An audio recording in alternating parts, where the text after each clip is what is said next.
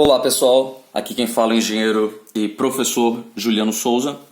Nós vamos dar continuidade às nossas aulas de revisão a fim de facilitar ainda mais os nossos trabalhos de estruturas isostáticas, e para isso o que a gente vai fazer agora é calcular mais um famoso e famigerado exemplo. Exemplo 3. Recordando que na aula anterior, no exemplo 1, nós vimos uma estrutura isostática, montamos as equações de momento fletor e esforço cortantes. No exemplo 2, nós pegamos o mesmo exemplo anterior e montamos os mesmos diagramas sem precisar calcular nenhum corte, nenhuma equação de momentos fletores, nem esforços cortantes. E agora o que nós vamos fazer é solucionar mais uma estrutura, tendendo a facilitar ainda mais esse meu trabalho da engenharia das estruturas isostáticas, para que a gente chegue propriamente dito nas estruturas hiperestáticas. Vamos lá! Bom, inicialmente eu vou começar com uma estrutura um pouquinho mais complexa. Agora ela possui uma fase em balanço, uma extremidade em balanço e uma extremidade entre dois apoios. Dentro dessa estrutura eu vou posicionar alguns carregamentos. Minha primeira carga distribuída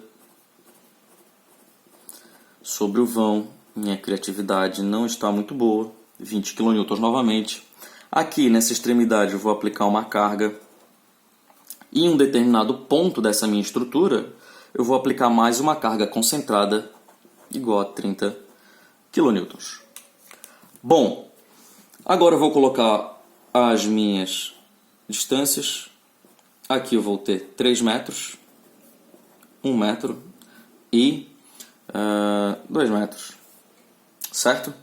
Bom, o primeiro passo que nós temos é saber que esse apoio, que eu vou chamar agora de apoio A e apoio B, esse aqui eu vou chamar de ponto C, esse pontinho aqui, e nesse meu apoio A eu restringo na direção Y, apoio B também na direção Y, B, Y. Aqui não temos apoio e esse meu apoio A restringe também na direção X. Porém, nós já sabemos e não voltaremos a falar que ele é uma estrutura igual a zero, certo? Essa estrutura é uma estrutura isostática. Volte lá no exemplo 1 para explicar o que é estrutura isostática de forma resumida. E o que nós vamos ter agora é o cálculo dessas reações de apoio. Vejamos que agora nós temos três cargas. E se nós tivéssemos que fazer essas 3 cargas, nós iríamos fazer uso lá das 3 equações da estática que nós tínhamos inicialmente. Somatório de forças em Y igual a zero, somatório de forças em X igual a zero, e somatório de momento fletor igual a zero. E essas são as equações no plano, porém eu não vou fazer uso de nada disso. E eu vou pegar aqui um rascunho para poder explicar para vocês o que eu vou fazer. Bom, o que eu vou fazer é o seguinte. Eu vou pegar essa minha estrutura que possui 3 cargas e eu vou dividir ela e solucioná-las separadamente para cada carregamento. Não vou solucionar tudo junto. E lá no final eu vou somar as reações de apoio. Vamos ver como é que vai funcionar isso? Bom, primeiro eu vou relembrar, fazendo aqui um rascunho, breve rascunho. Temos que, quando eu tiver uma estrutura simplesmente apoiada, submetida a uma carga distribuída Q sobre um vão L,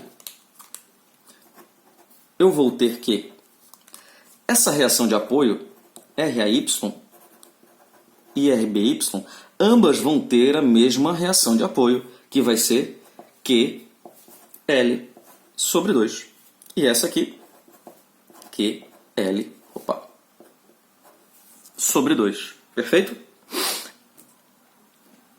Agora, se eu não tiver mais essa carga distribuída, e a minha carga for uma carga concentrada em um determinado ponto, P.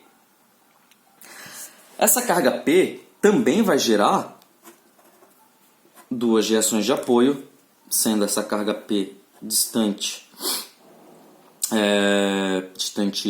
A e B. Essa carga P vai gerar uma reação de apoio nesse apoio igual a P vezes B sobre L. L é igual a A mais B, e nesse outro apoio, P vezes A sobre E. Certo? Até aqui tudo bem.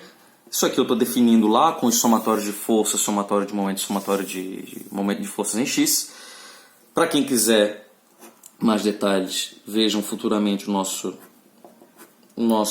vídeos sobre estruturas isostáticas mais especificamente. Lembrando que isso aqui é apenas uma breve revisão para que a gente entre nas estruturas hiperestáticas o quanto antes.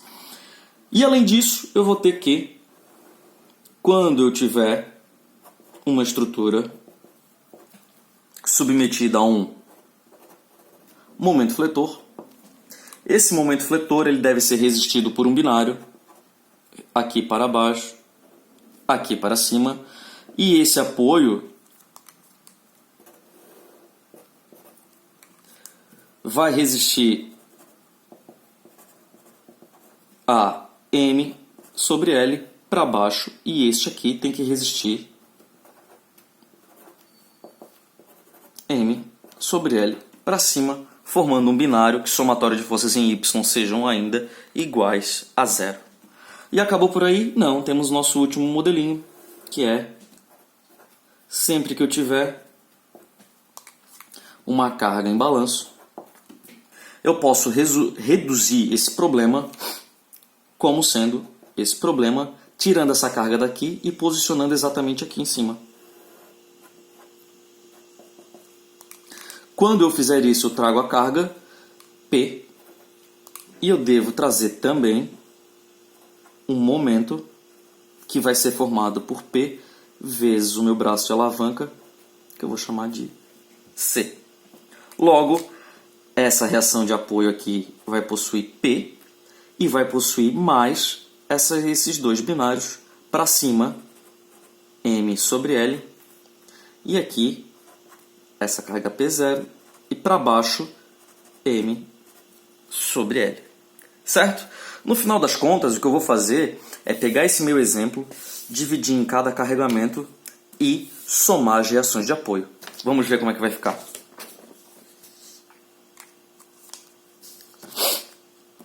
Tendo esse meu problema, para achar essas reações de apoio, eu vou primeiro dividir e solucionar apenas para minha carga de 20 kN. Essa minha estrutura, quando existe só a carga de 20 kN, cada apoio necessariamente vai receber uma carga igual a 20 vezes 4 sobre 2, aqui para cima também 20 vezes 4 sobre 2, que vai chegar num valor igual a 40 kN e 40 kN. Ou seja, para cima 40 e para cima 40. Agora eu vou pegar apenas a minha carga de 30 kN.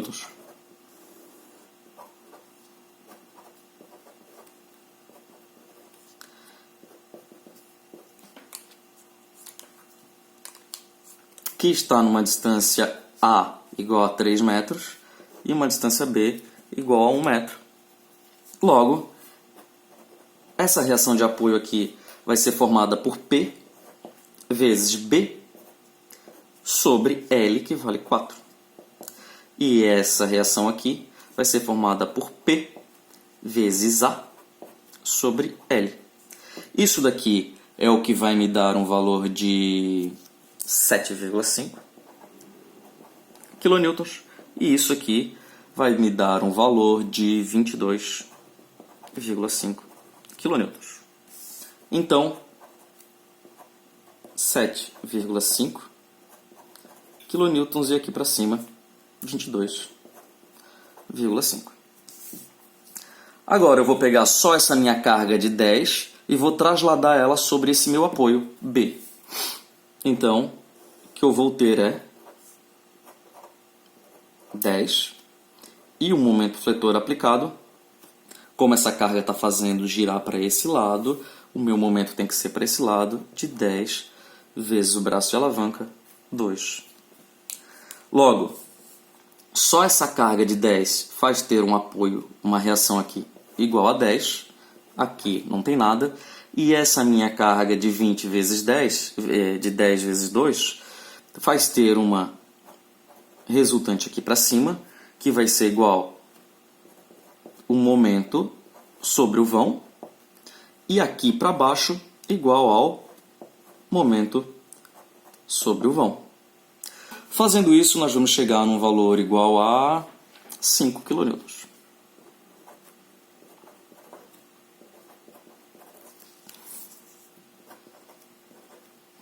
E aqui para baixo, 5. Opa, estou esquecendo aqui a minha carga de 10 para cima. E aqui nesse lado não tenha nada. Agora o que eu vou fazer é somar tudo isso daqui. Bom, se eu somar desse lado aqui 40 mais 10, 50,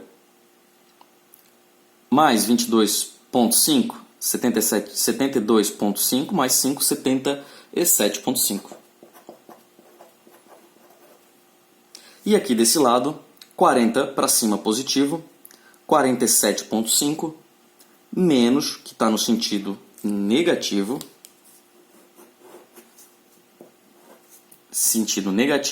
vai me gerar uma resultante igual a 42,5 kN. Certo? Bom, e agora fazendo uso da nossa última aula, o que eu vou fazer é o diagrama de corpo livre desse meu gráfico aqui, para desenhar os meus gráficos de momento fletor e esforços cortantes. Fazendo o diagrama de corpo livre dessa minha estrutura,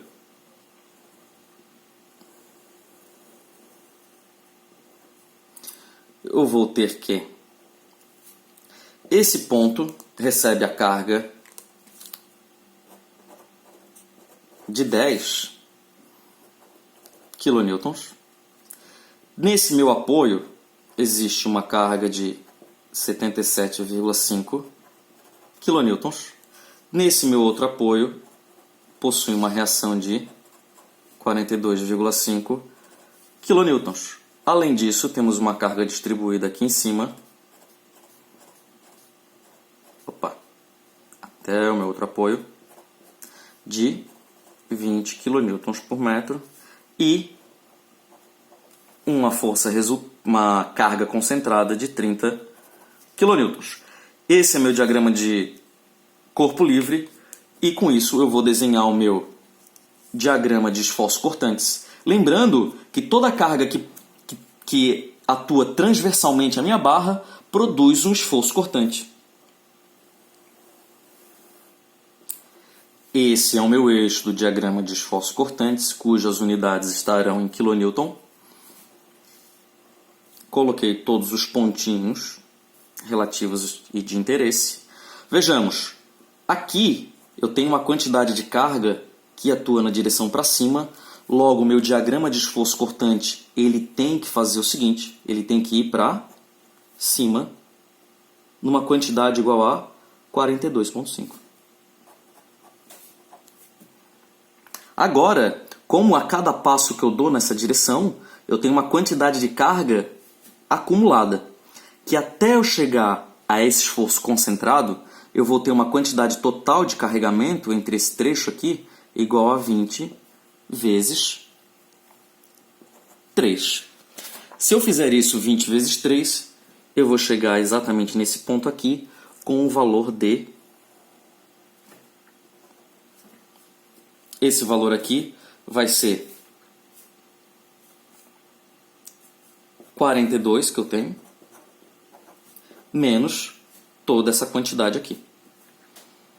20 vezes 3. Isso vai me dar um valor negativo de 17,5.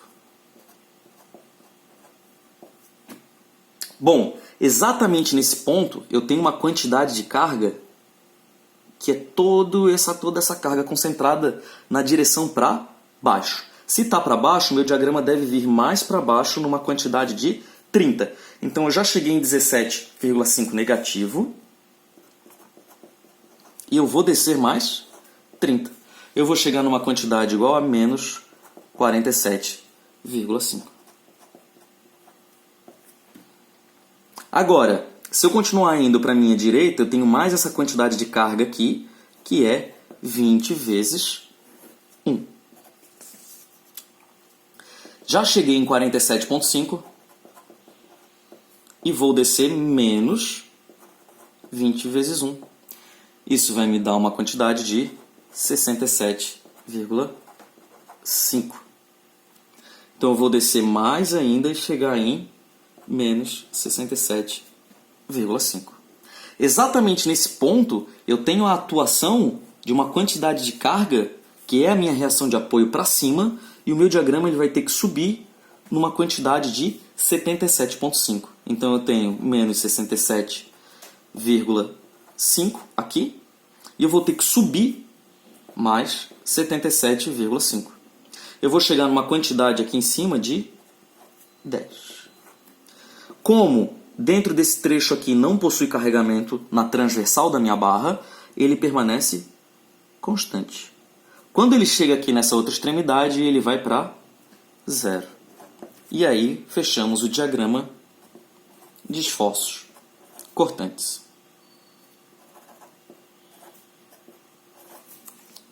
Perfeito? Bom, vamos ver agora como funciona o diagrama de momentos fletores.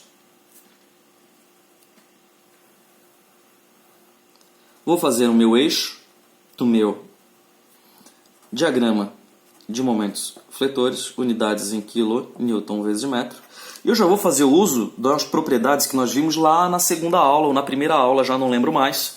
Vocês podem estar revisando e voltando aí nos vídeos, que quando o cortante encosta em 0, eu vou ter o ponto de máximo momento fletor, ou seja, exatamente nesse ponto aqui é onde nós vamos ter o ponto de máximo esforço de flexão na minha barra.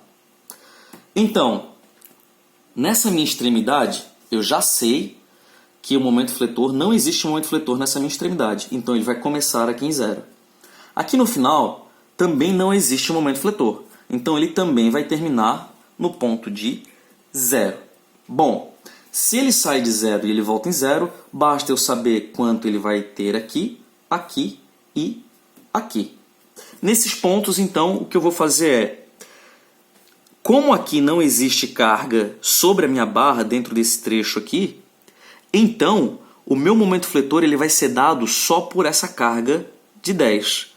E a cada momento que eu estiver distante dessa minha carga de 10, eu vou crescer o momento fletor de forma linear. Ou seja, ele sai de 0 e ele vai para, de forma linear, até 10 vezes o total do braço de alavanca que nós temos, que é igual a 2 metros. Então ele atinge o ponto aqui de menos 20 kN vezes metro. Para quem não lembra o sentido, se ele é positivo ou negativo, nós temos que relembrar lá os conceitos de resistência dos materiais, onde essa é a convenção de sinal a ser adotada, ou seja, quando a flexão traciona as fibras inferiores, o teu momento ele é positivo.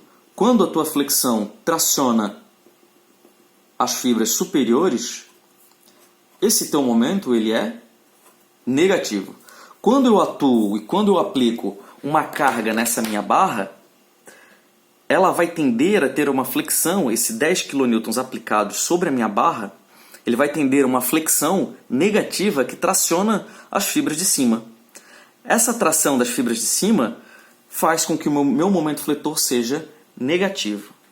Bom, agora o que eu vou fazer é calcular de forma mais empírica o formato do meu diagrama desse menos 20 até o 0. Eu já sei que essa extremidade vai ser 0 e aqui ele vai ter o meu menos 20. Como eu sei que a minha carga é uma carga distribuída, a forma desse diagrama vai ser uma parábola. Mas não vai ser uma parábola perfeita porque tem essa carga de 30 kN. Então, eu vou fazer o seguinte. Por exemplo, se eu tivesse só essa carga de menos 20 kN, o meu diagrama seria um triângulo desse tipo. Se eu tivesse só a carga distribuída nesse meu vão, o meu diagrama seria desse tipo. E se eu tivesse só a carga concentrada de 30, o meu diagrama seria desse tipo. O meu diagrama final aqui nada mais é do que o somatório desses três diagramas.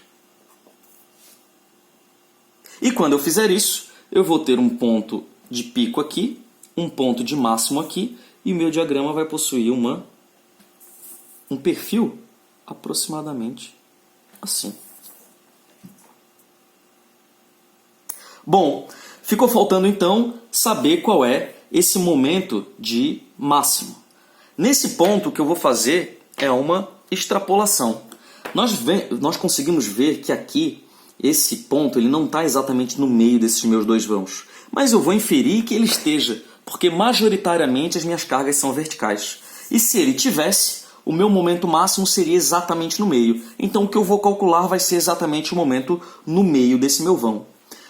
Aqui, dessa minha parábola, exatamente no meio, o que eu tenho é QL² sobre 8, 20 vezes 4² sobre 8, é o que vai me dar de momento máximo igual a 40 kN. Positivo. Aqui no meio desse meu triângulo retângulo, se aqui eu tenho menos 20, no meio eu vou ter menos 10. E aqui, nesse ponto, devido à minha carga de 30 kN, o que eu vou ter é 22,5 kN vezes metro. E exatamente no ponto do meio, quando eu fizer isso aqui vale 3 metros e isso aqui vale 2 metros. Fazendo essa regrinha de 3, eu vou chegar aqui, esse meu momento aqui, ele vale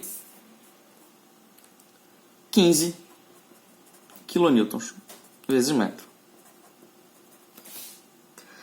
E, no final, quando eu tiver somado esses três momentos, essas três figuras, eu vou ter que o momento máximo dado aqui no meio vai ser menos 10, mais 40, mais 15. Isso vai me dar um valor de exatamente 45 kN vezes metro. Ou seja, eu estou inferindo que o momento máximo dado no meio, aproximado próximo ao ponto do zero do corpo, kN vezes metro. Bom, aqui nós vamos ter um ponto onde o diagrama é negativo, e aqui um ponto onde o diagrama é positivo.